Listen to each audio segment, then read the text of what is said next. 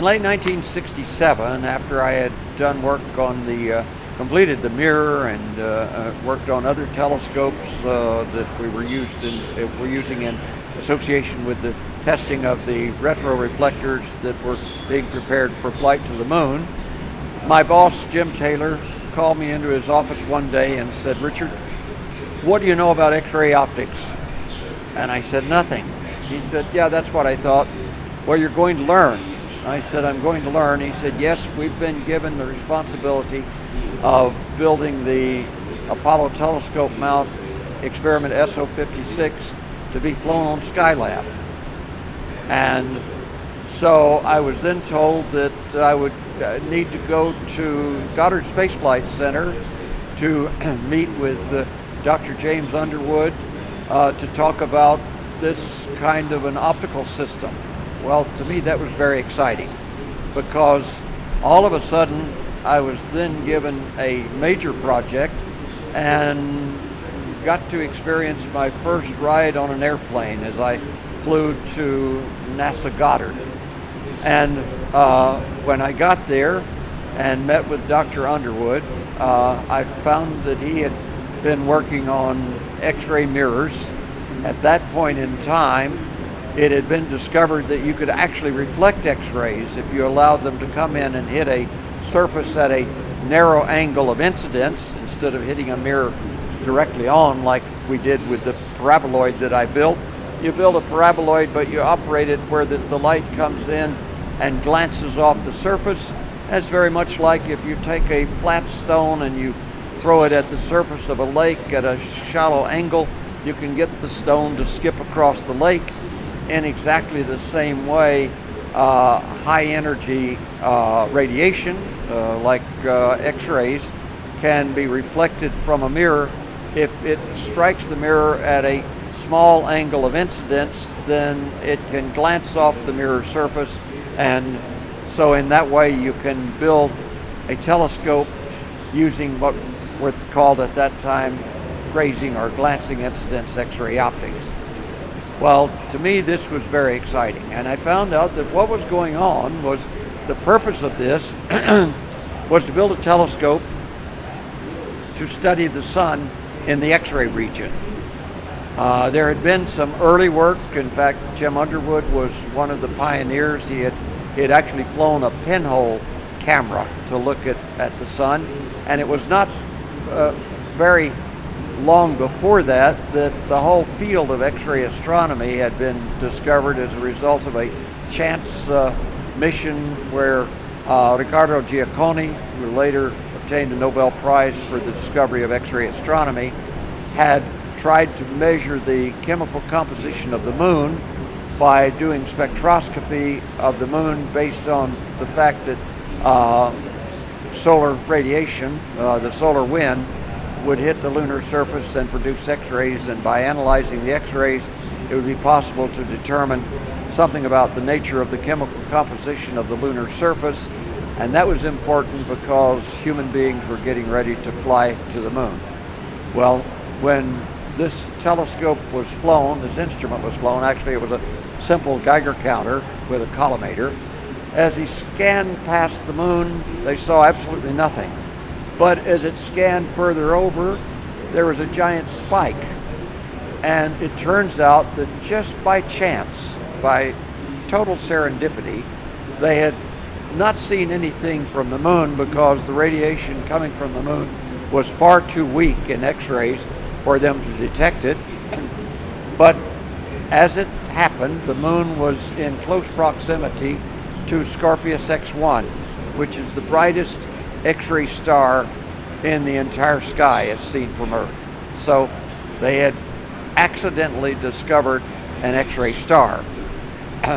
Shortly after that, Professor Boyer out at University of California was able to confirm that Scorpius X1 was in fact producing the X-rays, and also he made measurements of the Crab Nebula in X-rays. So that began the birth of the field of X-ray astronomy, and the X-ray telescope that we were talking about doing was to advance it by getting high-resolution images of the sun in the X-ray region.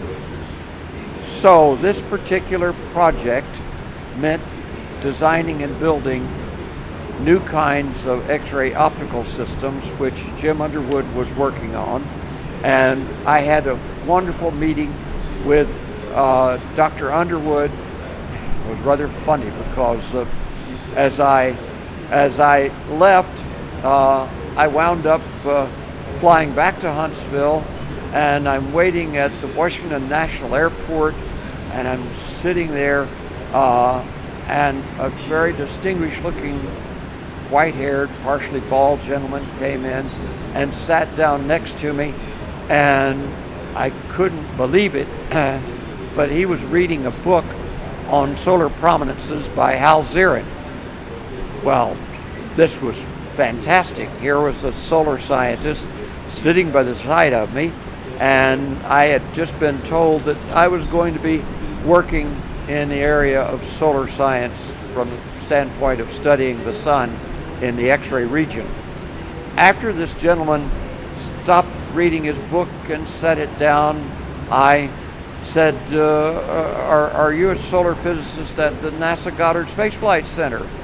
No, he says, I don't actually work at NASA Goddard Space Flight Center. And he said, I'm not a solar scientist, but I'm getting involved in a project that involves the study of the sun. And I said, that's incredible. I said, I am as well. And he said, oh, you must have been with Dr. Underwood. I said, yes, I was. And I said, do you work at the Goddard Space Flight Center? No, he says, I work at NASA Marshall Space Flight Center. My name is Ernst Stuhlinger. I'm sitting here. Dr. Stuhlinger, he was also one of my heroes because he was the propulsion expert from Peenemünde. He was the one that had been working on nuclear and ion engines for rocketry, ion propulsion systems.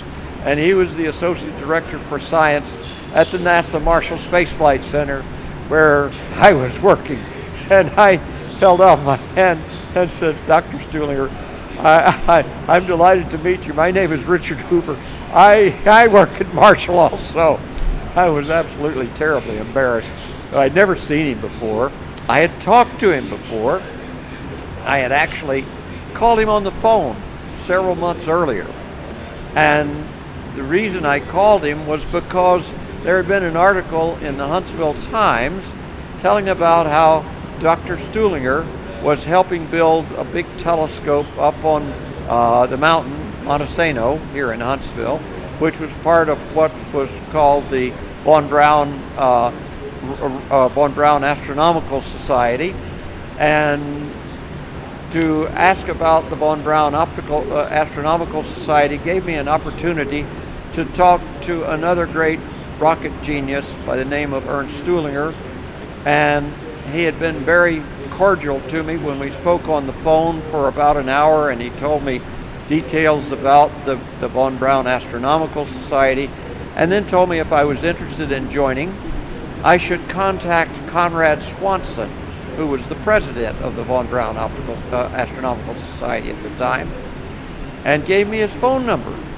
Well, I immediately called Conrad Swanson and started talking with him about how Dr. Stuhlinger had told me to call him, and he invited me to the meeting that was going to be held that Friday night, and I went to my first attendance at the Astronomical Society and got a chance to look through their large telescope. And then Conrad Swanson invited me to come and have dinner at his home that Sunday, and I did, and found out that he had a very lovely daughter about my age by the name of Debbie Swanson. And as it came to pass, I asked Debbie out on a date, and she and I started dating, and a few months later, in fact, the week before I had gone to Goddard, we had been out driving on a Sunday afternoon, and she said, oh, look, there's some model homes. Why don't we go take a look at those model homes? And I'm thinking, oh, this doesn't look good. So we drove and looked at the model homes. And so as I'm sitting there talking to Dr. Stuhlinger, he suggested we sit together and continue our conversation on our flight back to Huntsville. So we got on this DC-3 and we're flying back to Huntsville. And along the way, Dr. Stuhlinger says, well, tell me, Dick, are you married? And I said, no, I'm not.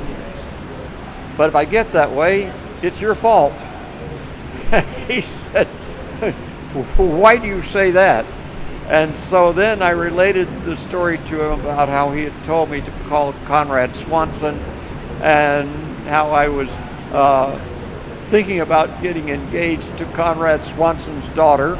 And he looked at me, he says, well, he says, I see your logic, but I absolutely refuse to accept the blame. Dr. Stuhlinger had a wonderful, wonderful sense of humor, and he also was one of my heroes. He was a brilliant scientist. In fact, one of the most brilliant scientists that I ever met, as well as Dr. von Braun, who was not just a brilliant scientist, but also a brilliant engineer and a leader of men, a leader who could get people to follow him to do all sorts of things, to work many, many hours, because for Dr. von Braun, nothing was impossible. The impossible just took a little bit longer. So I came to back to Huntsville and had been working. Dr. Underwood gave me the small 3-inch Walter 1 X-ray telescope that they had previously had made at Perkin-Elmer Corporation, and I brought it back to NASA and started doing experiments with it here at the Marshall Space Flight Center. And one day, about 3 months later, my boss called me in and said, Richard, you're going to be giving a presentation this Friday. And I said, a presentation? He said, yes. Dr. von Braun is coming down to the laboratory, and he's going to have everyone that is working on the Apollo telescope mount experiment SO56 to give a presentation on the aspects of what they're working on. Well, I was a little bit terrified because I found out that everyone that was giving a presentation except me was a division chief. And I was a lowly GS9 at the time. And there were all of these people talking about the various aspects of the telescope, and they were in charge of teams of people who had been doing these measurements of the thermal mechanical properties and the electrical and the camera and so forth, and I was to talk about the X-ray optical system. Well, when we had this big meeting in B Wing of Astronautics Laboratory, and I had set up my small X-ray mirrors and a Gertz collimator and a traveling microscope so that Dr. von Braun would be able to see an image actually produced by the X-ray telescope. But when he first came in, the first presentation was given to him by the division chief who was in charge of thermal mechanical testing. And he's talking to Dr. von Braun about the thermal mechanical tests they're doing on the X-ray telescope tube. And here there is this 2-meter long tube, and he's talking about how they have all of these thermocouples set up at various positions, and they have computer programs to analyze all aspects of the thermal mechanical properties. And all of a sudden, Werner von Braun reaches over and goes thong and thumps this big tube, and it rings like a huge bell. And the division chief stops his presentation, and Dr. von Braun says, "Excuse please, what is the material?" "Well, Dr. von Braun, that's aluminum 6061 T6. And then he goes back talking about the measurements they've made, and he speaks for about half a minute. And von Braun raises his hand and says, "Wait, I thought ATM experiment SO56 was to have a beryllium tube. Well, actually, Dr. Von Braun, the flight unit is beryllium. This is our thermomechanical unit. It's identical to the flight unit in every respect. The only difference is the material. Dr. Von Braun says, well, that's one hell of a difference. We at least we have all these measurements we're making. We at least thought we could use this for some dry runs. And Dr. Von Braun looked thoughtfully, and he says, yes, I understand. It's kind of like having dry run for an office party with water. And everybody laughed, except the poor division chief, who's standing there dripping blood all over the floor, and I'm standing back absolutely terrified, realizing that this guy has just been cut to ribbons in a very, very polite and very diplomatic but devastating way, and I'm next. Oh my gosh, what am I going to do? Well, when he finished his presentation, and actually what he should have said was that I was the guilty party, because I actually was the culprit in this whole episode, because the measurements I had made on these small Walter I X-ray optics had shown that the depth of field of this kind of an X-ray telescope was incredibly fine. So that meant that the telescope couldn't expand or contract, but just an extremely small amount, or you would be out of focus. And we wanted arc-second resolution images of the sun. So after I had prepared my report on that, the principal investigator had made the decision that aluminum 6061 wasn't suitable for the X-ray telescope tube. And he had made the decision that the telescope tube had to be made out of beryllium.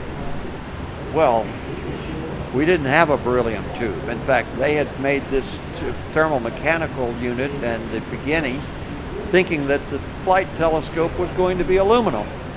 And now a decision had been made by the principal investigator to have it made out of beryllium, which has a much smaller coefficient of expansion than aluminum 6061 T6.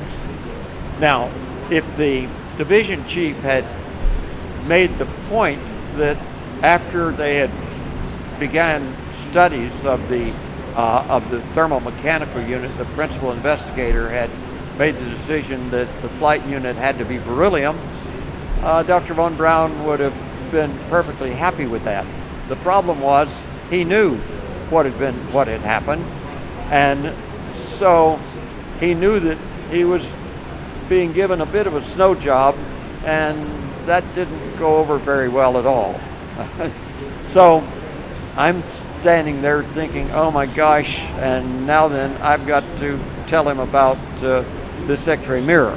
So he came over, and I had a chair for him to sit in, and showed him the Walter I telescope and told him how it was a piece, the upper piece of a great paraboloid and hyperboloid. And if you take a paraboloid that's like so, and you cut a little slice out of the top of it, and then you have a hyperboloid, a slice out of the top of that, when you have them properly configured together, you can focus X-rays to make a high-resolution image by glancing angles of incidence.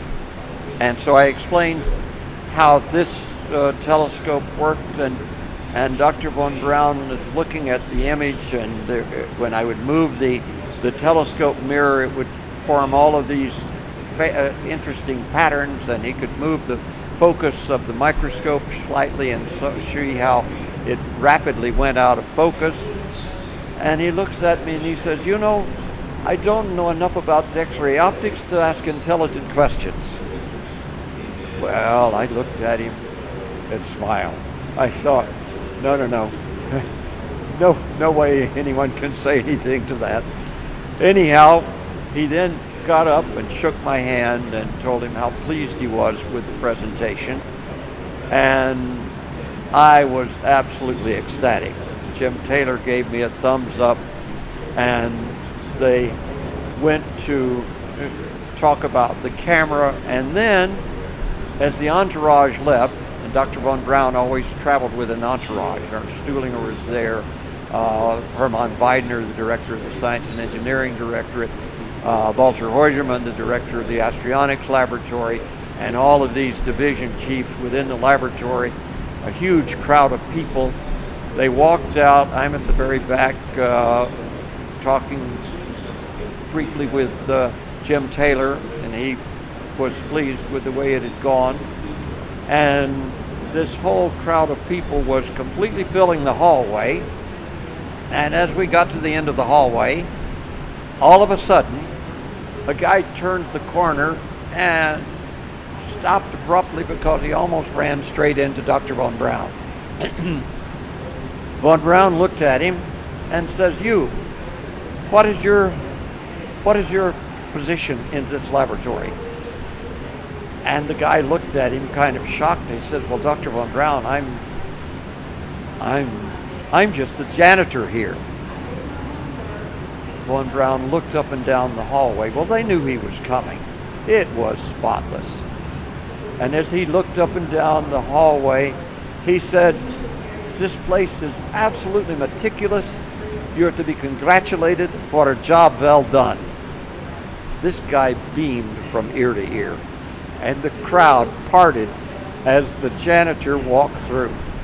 And this showed a very fascinating aspect of Wernher von Braun. To Dr. von Braun, it didn't matter whether you were a propulsion scientist, you were a chemist, you were a physicist, you were an astrophysicist, or you were a janitor. As long as you did your job well, you were doing something very important. And that was a good example of why everyone that I knew, and I think everyone at the Marshall Space Flight Center, and in fact throughout all of NASA, had tremendous admiration and respect for Wernher von Braun. He was a kind of person who truly liked people, truly inspired people to do their best and to work and do everything that they needed to do in order to get the job done.